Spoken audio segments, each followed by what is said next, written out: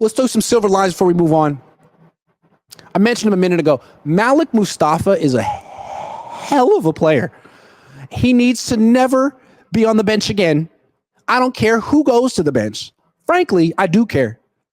When Talanoa Hufanga comes back, the starting safeties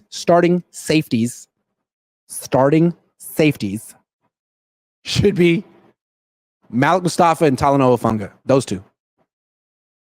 Jair Brown has had an awful year. He had some moments last year. He's freaking terrible this year. He's no Malik Mustafa. He's not a playmaker. He's not good in center field. He's not good in the box. He's not good. He's a penalty waiting to happen. Can't cover man-to-man, can't cover zone. Malik Mustafa is right now the hardest hitter on the 49ers defense.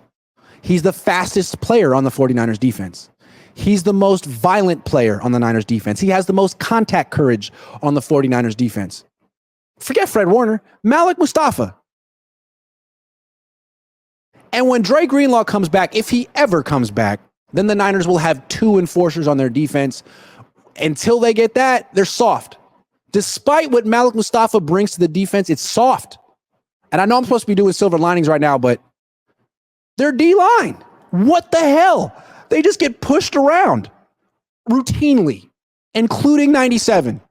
But I'm trying to do silver linings right now. Jacob Cowing, hell of a silver lining. He's a much better wide receiver than he is punt returner. They have no choice but to use him. Pick him up on your fantasy team. He's exactly what they freaking need. He can beat man coverage. Ricky Pearsall. He looked pretty good for a guy making his first career start who was shot in the chest 7 weeks ago. Like, it's promising. I'd like to see more Ricky. George Kittle was good. I think it was a little concerning Jordan Mason. He got shut down. And you watch Kareem Hunt and Jordan Mason, I feel like Kareem Hunt was better. I love Jordan Mason because he runs hard. And you appreciate any running back who runs with violence. But, and I've compared him to Marshawn Lynch. Kareem Hunt has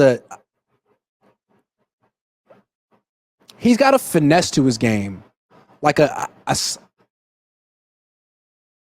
he can slide.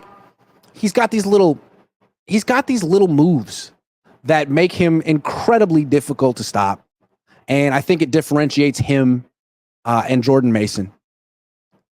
I would call it like a skip step and like jump cuts, things like that. You saw it over and over where Hunt would stop his feet, patiently wait for a hole to open up, and then slide over. You don't really see that with Jordan Mason. He slams into the line as hard as he can. And most of the time that works. He's got good vision. He runs hard. But